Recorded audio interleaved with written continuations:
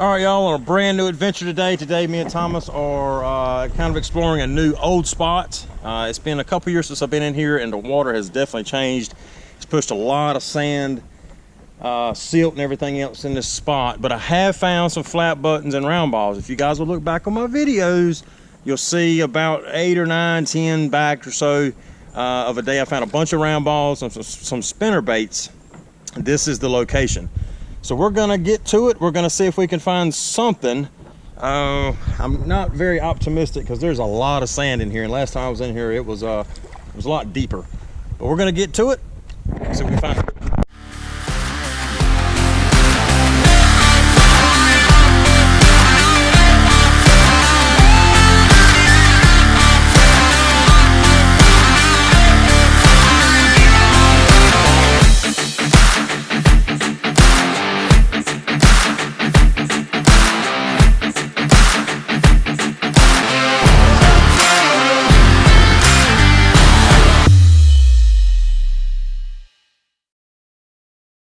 All right, so I'm using the Notes Amphibio Multi today. I'm on two-tone EUD, just simple. So I hear a low grunt and a high tone, so iron and something, a little better. Got a little 68, 70 right here. Sounds like it's fairly shallow, so I thought we'd try to get it together. Using the Notes a pin pointer also. We'll see what we got. Oh no, it's a can. Oh well, it happens. All right, so I got another signal here. This one's a little lower, 65 to 70. So I'm thinking this is probably gonna be a piece of lead. Now, whether it's a round ball or a fishing weight, I don't know, but we'll get it together. We'll try to anyway.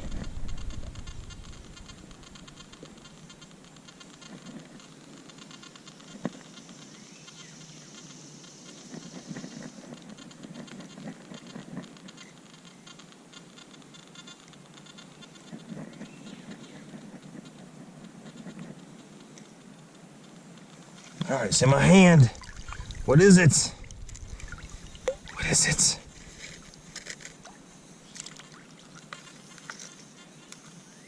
It is a spinnerbait.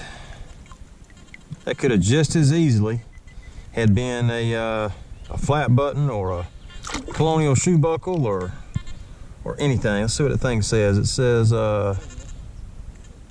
Tony something other pet. Sweet. It's brass. We'll definitely keep it. All right, so I'm not going to be able to put you guys under because the visibility's pretty bad when I stir up the water. So we just had to get it from up here.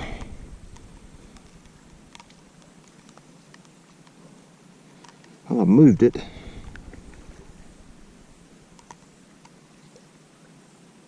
think I got it in my hand. You guys see it? It's another spinnerbait. Yep, another brass spinnerbait. But you know what? So even though it is a spinnerbait, and I can't obviously reuse that, it is brass, okay? So you can take this brass that you find, you can throw it in a bucket, and then once you get enough, you can take it to a dump or a salvage yard or something like that. And if your machine uses batteries, then you can afford to buy your 9 volts or your AAAs or whatever it is that goes in your machines or your pin pointers with your finds. Keep that in mind. All right, no signal here. This one's a little lower, 54 to 58. Doesn't sound like it's too terribly deep. We'll go down here and see.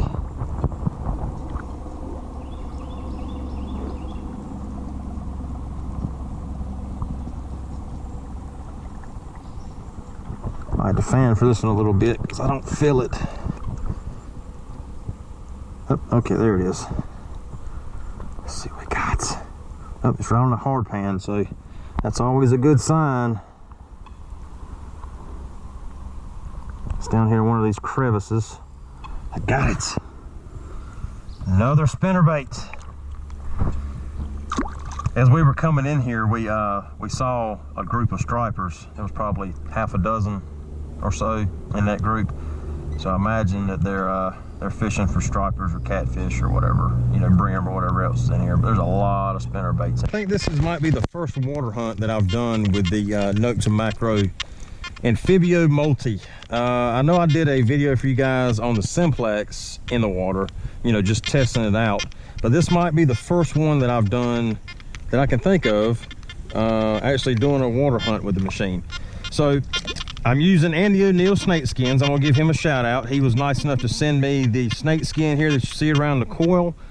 He's got, you know, tons of different colors to choose from, so I'm gonna give him a shout out. I also drop a link to his stuff in the description if you guys are interested in purchasing a snake skin. You know, it just kind of adds character to the machine, makes it look a little more spiffy, I guess you can say. But I want to show you guys, so I know there's been a lot of people that have asked me, is this machine waterproof?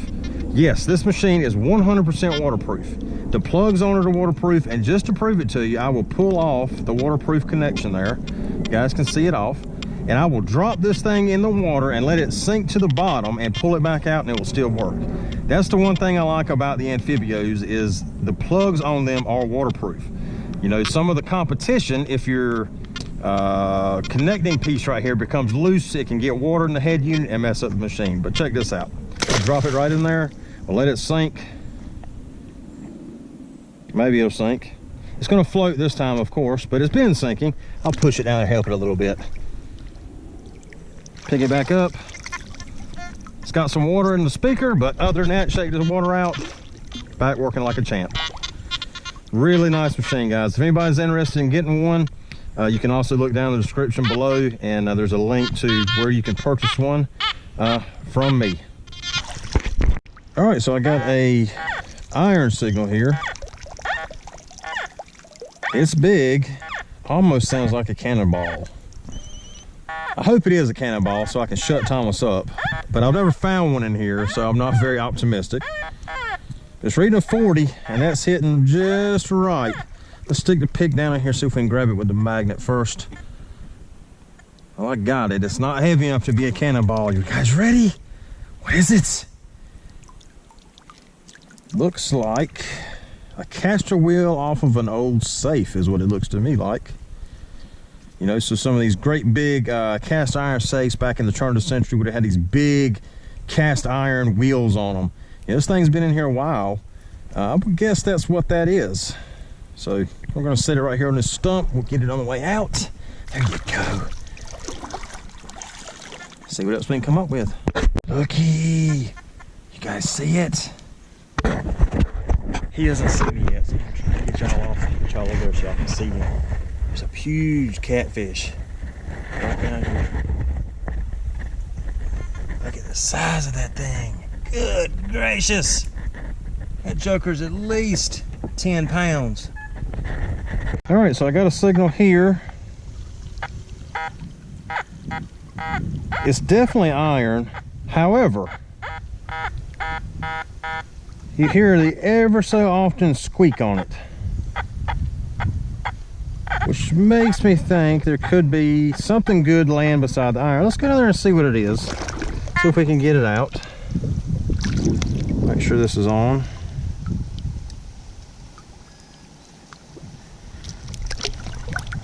Now, whatever it is, it's going to be right there, because there's hard pan under about a couple inches of sand.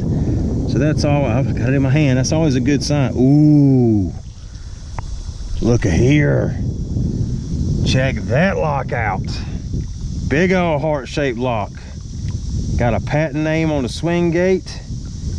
Still locked. That is sweet right there, man. I will definitely take that. Definitely take that. So that grunt that I was hearing was the iron, but with the Amphibio, it has a good discrimination pattern in it, you know, so it's able to knock out good signals from bad signals. And it was hearing this little brass swing gate and a little brass lock key part there. That's pretty sweet, man. We'll definitely take that. Let's find another. All right, so I have got a signal here. I think it's just going to be another spoon, but it's down here in this hard pan, and it's tucked up in a little hole. So I'm hoping it might be a flat button. If we can find it together. Maybe. Thought that, no, that's a rock. If I'm gonna be able to get this one out or not. It's right in. Let's see if I can get it to fan out. It's right in a tree root. Right there in the hole. I think I got it. There it is. Oh, I got it. All right, so it's just a fishing weight. It's a 2 ounce fishing sinker. But that lead could have just as easily been a round ball. And I tell you, from right about 10 feet in front of me that way to about, I don't know, 10 feet or so that way, right in this area, there is a there's a significant temperature change in here. I mean, like the water goes from an 80 to like a 68 or 70. I mean, there's a natural spring coming out somewhere, and I'm telling you, the water feels absolutely amazing. The size of this catfish, guys. I'll try to grab him.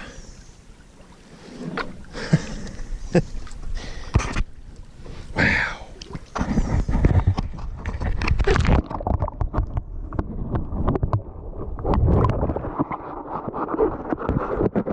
Look, I see another critter. I see another critter. You guys see him? Let's go and take a look at him.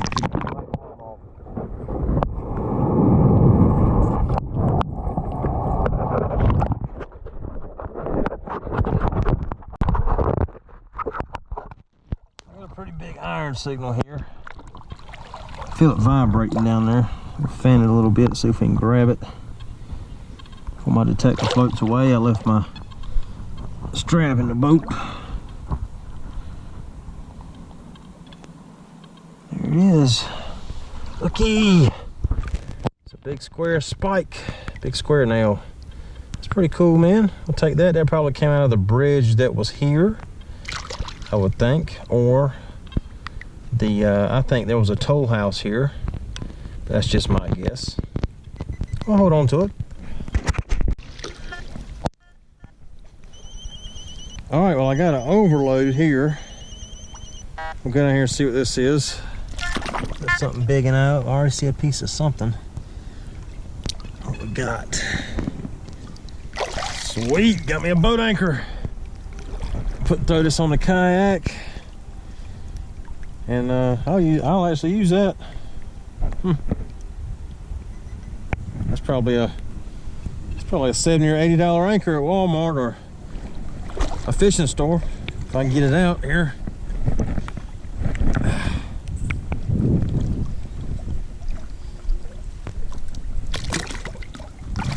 Check it out. Yeah, man, definitely use that thing. All right, so what I think we're gonna do now is we're just gonna do a little snorkeling and look and see if we can find some bottles or, maybe some relics or greens or something that's crammed into the crevices of the rocks.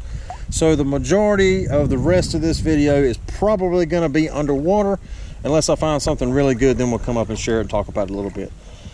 That's what we're gonna do right now, is we're gonna go under the water, we're gonna look around in this cobblestone and this brick and all, and just see what we can see.